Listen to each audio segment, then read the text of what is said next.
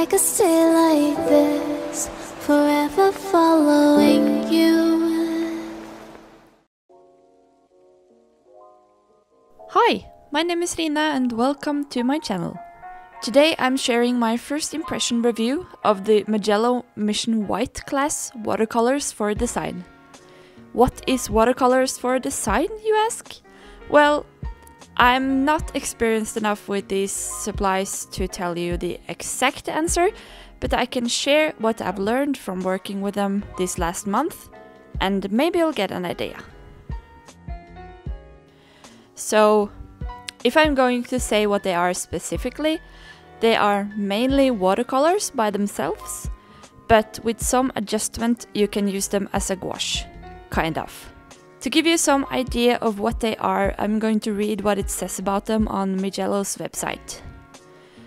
The Mijello White Class line, which contains splendidly bright colors, is specifically aimed for design and technical art. Brilliant vibrancy, intense contrast, impressive saturation. Unique colors that is suited for design and technical art. Rapid drying time once on paper. The paint absorbs evenly onto the brush without any clumps, and transparency and opacity is easily controllable. So first off, a little info about how I found out about them and where I got them. I watched MsKerrieJ's video about them called Gouache or Watercolor, and I was instantly intrigued. I'll link to her video in the description. I was thinking about buying the Mission Gold Class watercolors from Mijello as I had already heard about them, but when I found out that they had something like a hybrid, I just couldn't choose. I ended up buying both for myself for Christmas, and I am very happy that I did. I got all of the paints on eBay, where paint like this is the most available to me. There is no stores in Norway that I know about that sells any Mijello stuff at all, and eBay usually is quite cheap when you can get things straight from the country that they are produced in. I got the 34 set with most of the colors, and also the grey set with 6 different greys, and also an additional 18 tubes in a listing where I could choose what colors I wanted. I filled up with the 17 colors I was missing from having the full chart of colors, plus an extra burnt sienna. I also got 2 big tubes. One of them was black and the other one was matte white. There is also a glossy white on the market, but I wanted to try out the matte one first. The reason I got white and black in the big tubes is because there is no white and black in the 34 set. So they sell them in big tubes because you usually use a lot of those colors. You've seen me filling the palette while talking here, and I want to explain what I did. You did maybe see that I filled in a dot of white in every single well in the palette before I started adding the colors. There's a reason for that. Long story long, I had to translate the booklet that came with the 34 set to find out more about using these paints. And actually I used like 4 hours to meticulously use Google Translate, filling in all the Korean letters on my phone to be able to read what it said. I didn't even translate the whole booklet because it took so much time. But what I was able to get out of the translation was that you can use them as regular watercolors, but if you add the white paint, it is possible to use it more like gouache. There was also a picture that showed you that you could add half a well in the palette with white and half with color to make that process easier, and that is basically what I did. I already had the Mission Gold Class from Mijello, so I wanted to use this paint more like gouache. By the way, if you wonder what kind of palette this is, it is a Mijello palette and it has 72 wells. When I bought it on eBay, it said that it was a new kind of palette from Mijello, and it was a double-decker as they call them. So basically there are 48 wells that are part of the design on the palette, and there is no way to move them around or anything, but there is also a tray that comes with the palette with 24 wells that you can take out and put on the side or in the mixing part of the palette, which leaves you still with a lot of mixing space anyways. I am extremely happy with this palette since I wanted a palette that could take all of the 59 colors that I have. It stains a bit, but it is plastic, so I didn't expect anything else, really. I'll quickly talk a little about the paints while we speed through the making of the color chart. What I didn't think about when I added white to all of the wells is that some of the paints actually had white added to them already and were already considered opaque. You see, the basic 34 set of tubes are mostly transparent or semi-transparent, so they are good to add white to if you want them opaque. But the 17 tubes that you have to buy separately to complete the set are mostly actually opaque already. But one thing that I learned from adding white to all of the wells is that you can use the white to control how light or dark you want the color. So without having to mix it another place, you can just mix the color lighter straight in the well. I've also taken some of the transparent colors and added them to my watercolor travel palette. There are a lot of colors in the 34 set here that is actually the same as in the 36 set of Mission Gold class, but some were different and I wanted to use them as watercolors without mixing the white too. The tubes contain 15 milliliters of paint and I think they'll last me a very good while. The big tubes of white and black contains 100 milliliters. The tubes show a lot of information about the paint, like the number and name of the color, the series, the pigment numbers, light-fast information and transparency. These do not have an indication of staining like the Mijello Gold class, but I don't think it's necessary for these ones either, as they are kind of used in a different way. Oh! By the way, this was kind of weird and I don't really know how to explain it, but the black color that I got in a big tube, it is really weird. It is black as night and super matte, but it dries differently from all the other colors in the Mission White Class range. As you see, it dries up as a solid block of plastic almost. I could re-wet it a tiny bit, but it felt more like trying to pick up paint color from a car tire. So the dash that I had put in my palette had to be thrown out, and I'll use the paint fresh from the tube.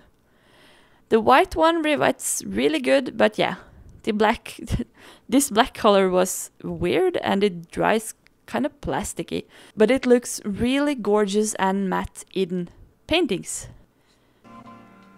Usually when I've had first impression videos, I've listed up a lot of the general info about the light fastness and transparency, but I've been quite unsure of how to do it with these paints. As I've said, these are watercolors for design, and I'm not extremely good with the difference of fine art or art and design, but from what I understand, light fastness seems to not be as important with design as with watercolors for fine art. There is a lot of difference in light fastness with this Mission White Class range. Usually there is 2 to 3 colors with a very low rating of light fastness in a good set of watercolors, but in this set of paints there are more.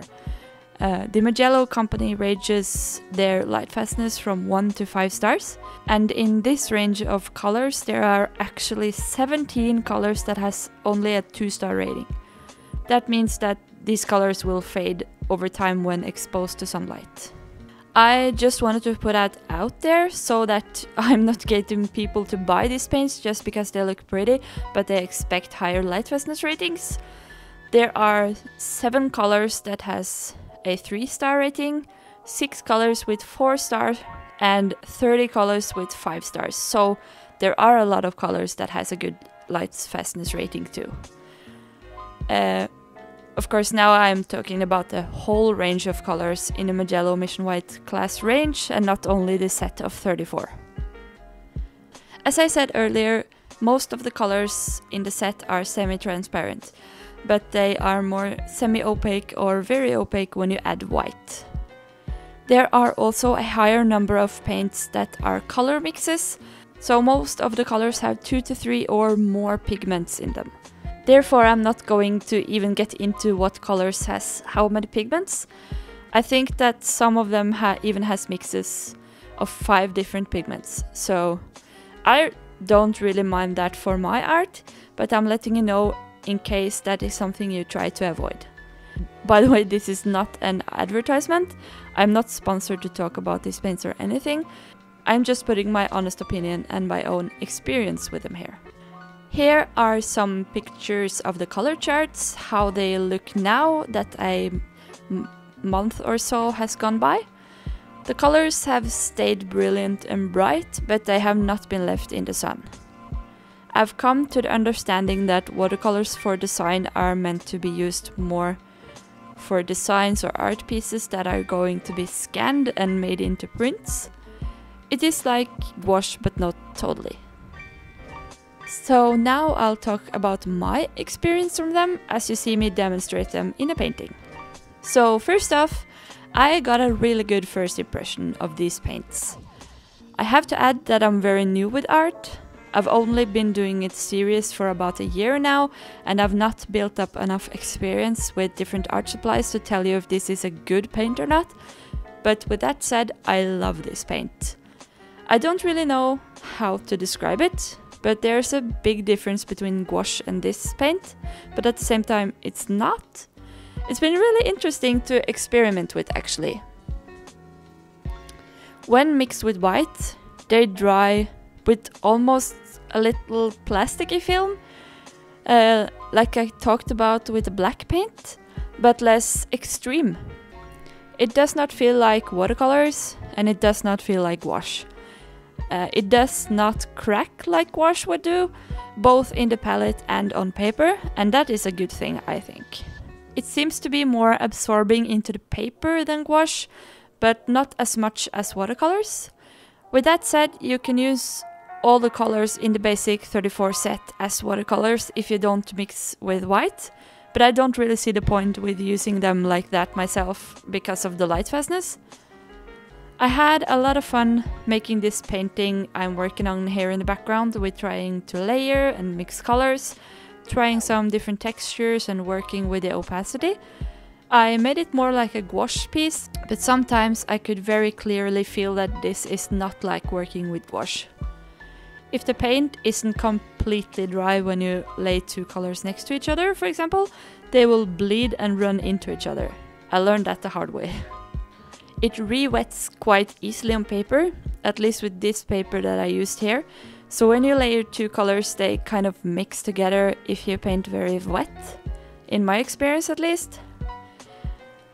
I have not tried them on expensive paper, so I don't know about that yet.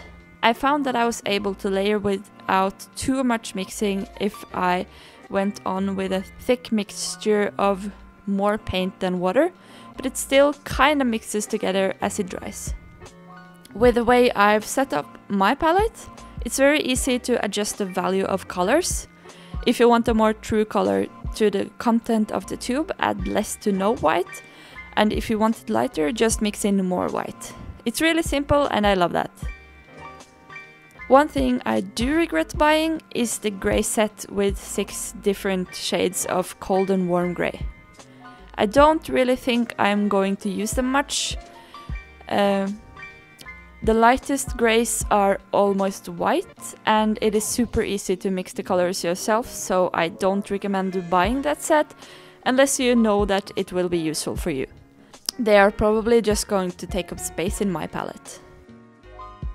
Lately I've been playing around with both watercolors, this hybrid thing, and regular artist gouache, and if you ask me what my favorite is, I really can't decide, but I have to say that this one is close to winning. All of the different kinds has different pros and cons for me, and I'll tell you some of the pros and cons with this paint in my opinion. Pro number 1, you can paint with very even colors. When you lay down a layer of color, you can with practice get a very even color. This is good for a cartoony style, for example, or for filling big spaces evenly. Pro number 2, there are many colors to choose from. And I really like the colors that comes in the 34 set. I kinda didn't need the extra 17 colors, but oh well. I love to have easy access to colors too. Pro number 3, you can use them as both transparent and opaque, although I'll probably mostly use them opaque. Pro number 4, I think they were reasonably priced. You can get the 34 set of 15 milliliter tubes for $100 on eBay. Of course there are cheaper kinds of paints, but I don't really know what to compare them to. These seems to be high quality paint, they are super pigmented, and I think that $100 for 34 tubes of good paint is a good price. Pro number 5, you can buy individual colors, at least online on eBay. Pro number 6, I feel like these paints can be good travel companions, since you can use them both as a gouache and like a watercolor. Pro number 7, they reactivate easily in a palette. Actually, just as good as watercolors, which is something that I absolutely love about it. I usually put gouache in a palette too, but that is much harder to reactivate. And over to the cons. Con number 1, not the best light fastness. I know this is a big deal for many artists that do fine art, and for them I do not recommend these paints. Con number 2, there is a lot of color shift. As it often is with gouache, these colors change a lot from wet to dry. It isn't so much that it is impossible to work with them, but it takes some getting used to. Some colors are worse than others, but it seems like the more white you add, the more difficult it gets to guess what it will look like when it's dry, in my experience. Con number 3, they are not very easy to come by if you don't shop online. As I said, I had to buy them directly from South Korea on eBay. I do not know if they are available other places, like in the United States or other parts of Europe, but they are at least not available where I live. So there you go! I hope this was an informative video and that I got my experience with it across. I am very happy with the painting that I made for this video too. It was really fun playing around with this paint. I've used it a lot for coloring in my sketchbook too, and I really like to use this paint in every way that I can. I actually used it to paint flowers on my wedding invitations that I worked on last week. That's the reason why I didn't post a video last Friday, by the way. I've been very busy and stressed out about planning my wedding, which is going to be this summer, so I just had to take a week off to de-stress and get back on track. I still try to post every Friday as usual, but some weeks are harder than others. But the worst stress is over now, so I'm ready to keep arting. So I hope you enjoyed this video and that I'll see you next Friday. Bye!